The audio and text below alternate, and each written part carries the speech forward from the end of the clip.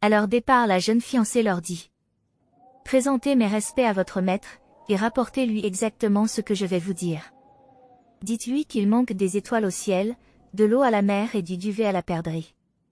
Les serviteurs, sans rien comprendre, retrouvent leur maître impatient de les revoir. Vite, dit-il. Redites-moi tout et prenez garde de ne rien oublier. Les serviteurs lui racontent tout en détail exactement comme la jeune fille les a prononcés. C'est clair, dit le roi. La mère est allée assister à un accouchement, elle allait donc voir un enfant qu'elle n'avait jamais vu jusque-là. Le père est allé dévier l'eau de la rivière pour actionner la roue de son moulin. L'eau une fois sortie du moulin retourne dans la rivière. Le meunier a donc réintroduit de l'eau dans l'eau.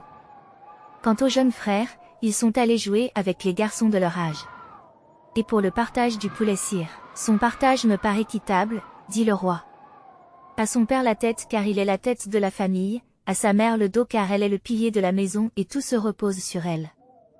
À ses frères la poitrine parce qu'ils sont les défenseurs, à ses sœurs les ailes se marient et elles partiront, et quant à vous les pattes car sur vous pieds vous êtes allés et sur vous pieds vous deviez repartir.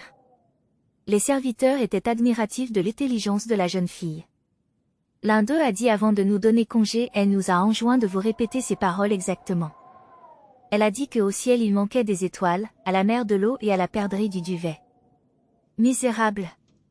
Cria le roi. Qu'avez-vous fait de mes présents? Les serviteurs ont bégayé, nous les avons remis.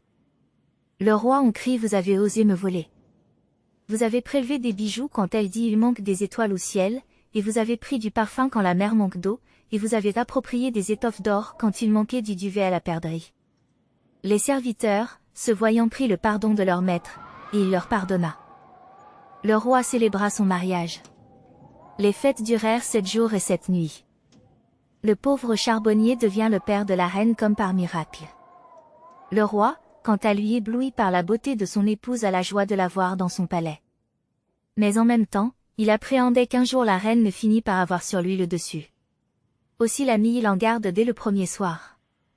Je suis le roi et jamais je n'admettrai que ta parole ait barre sur la mienne, en quelque occasion que ce soit.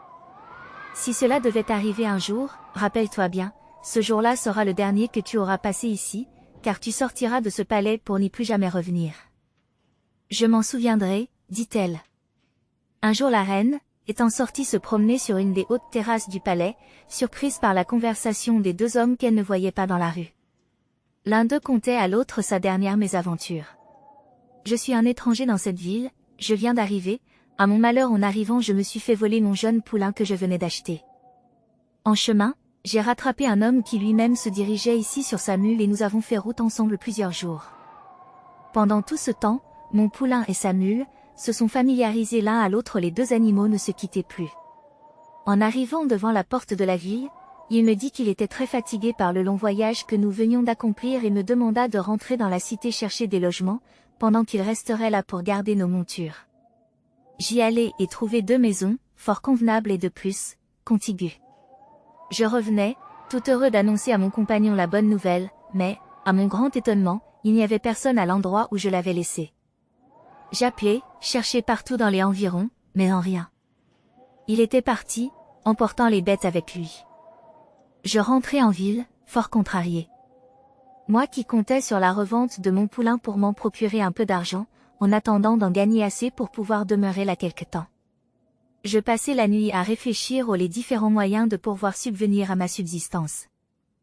Au matin je sortis sur la place où je comptais me renseigner. Quelle ne fut pas ma surprise quand j'y vis mon homme, qui y déambulait avec sa mule et mon poulain, que déjà il mettait en vente. J'allai à lui et lui demandai pourquoi il est parti sans attendre mon retour.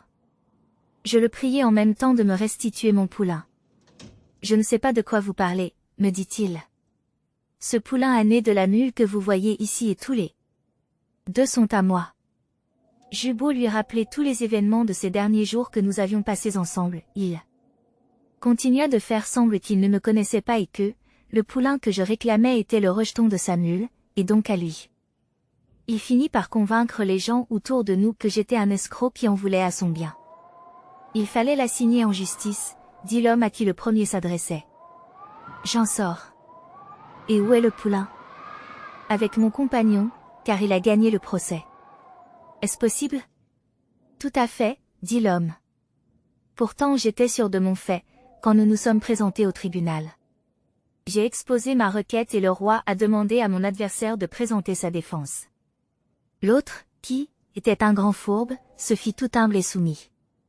Il dit qu'il s'en remettait entièrement à la justice du roi, qu'il comprenait qu'un étranger arrivant sans ressources dans la ville puisse recourir à des moyens inhabituels pour subsister. Cependant, il insiste sur le fait qu'il ne veut pas être la victime de tels agissements. Heureusement, dit-il, votre justice est là pour défendre les innocents contre les menées des aigrefins. Je n'ai jamais vu cet homme avant ce jour-ci. La mule et le poulain, la mère et le fils, sont à moi. Je les ai acquis honnêtement, avec mes deniers, afin de me rendre en votre ville, où je savais pouvoir commercer librement, sous la protection de vos justes lois, reconnues jusque chez vos ennemis. Vous n'avez pas de témoin ni l'un ni l'autre? Dit le roi. Non, dit mon bon compagnon, mais, sire, si votre bonté permet que j'avance une suggestion, il y a peut-être un moyen de trancher. Lequel? Demanda le roi. J'en demande d'avance pardon à votre majesté. Mais qu'on fasse venir devant elle les deux animaux l'un après l'autre. Puis qu'on lâche le poulain, s'il va vers cet homme, c'est qui lui appartient, j'ai menti et je suis prêt à subir le châtiment que votre justice jugera bon de m'infliger. Mais, si le poulain va vers la mule, alors je pense que la cause est entendue et je demande que justice me soit rendue. Il parla ainsi parce qu'il savait que, pendant tout le temps qu'avait duré notre voyage de compagnie, les deux animaux se sont habitués l'un à l'autre et ils sont devenus inséparables. Mais le roi n'avait pas d'autre moyen de décider. Il donna l'ordre d'amener les deux montures et ce qui devait arriver arriva. Dès que le poulain eut vu la mule, il courut vers elle en gambadant et tous les deux commencèrent à se mordre et à se pourlécher. Les conseillers du roi, le roi lui-même se sont mis à rire. Ils ont attribué le poulain au bon apôtre qui, pendant toute cette scène, se tenait modestement dans un coin, pendant que j'enrageais. J'ai été de plus condamné à payer une forte amende, qui m'a délesté du peu d'argent qui me restait encore, si bien que me voilà étranger, seul et à peu près complètement démuni. L'autre homme, dit c'est injuste ce qui t'arrive. Le cœur de la reine se soulevait d'indignation et de cette injustice. Aussi, dès qu'il finit, s'approcha du bord de la terrasse et l'interpella elle. Tout n'est pas perdu, étranger. Les deux hommes levèrent la tête en même temps pour voir d'où venait la voix, mais ils ne virent rien. Vous n'avez pas besoin de me voir, dit la reine, l'essentiel est que vous m'entendiez et que vous vous conformiez très exactement à ce que je vais vous dire. Mais l'affaire a été jugée, dit l'étranger. Qu'importe. La bonne foi du roi a été surprise, car tu n'as pas su défendre ta cause. Comment le saurais-je davantage une autre fois? En faisant ce que je vais te dire. L'étranger ne demandait pas mieux que de croire cette voix qui descendait du ciel, car, après le paiement de son amende, il était réduit à la dernière extrémité. Vous me sauveriez la vie, dit-il. Demain, dit la reine, tu vas te présenter de nouveau au tribunal du roi. Et tu demanderas une audience et tu lui dis ceci. L'étranger était transporté de joie.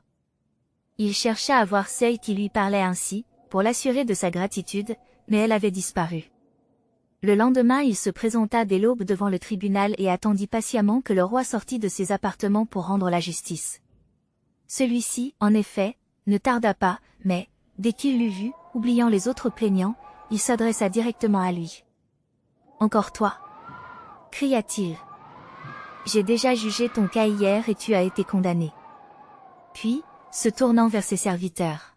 « Qu'on lui donne 20 coups de fouet, pour oser se représenter devant le tribunal après justice rendue. »« Sire, s'écria l'étranger, je demande grâce à votre majesté, car ce n'est pas pour l'affaire d'hier que je viens. C'est pour une autre? Mais, tu es un mauvais coucheur. Que t'est-il encore arrivé? Sire, vous me voyez réduit à la dernière extrémité, car j'avais planté un carré de fèves près de la rivière. Le moment venu de les récolter, des poissons sont sortis de l'eau et les ont toutes mangées.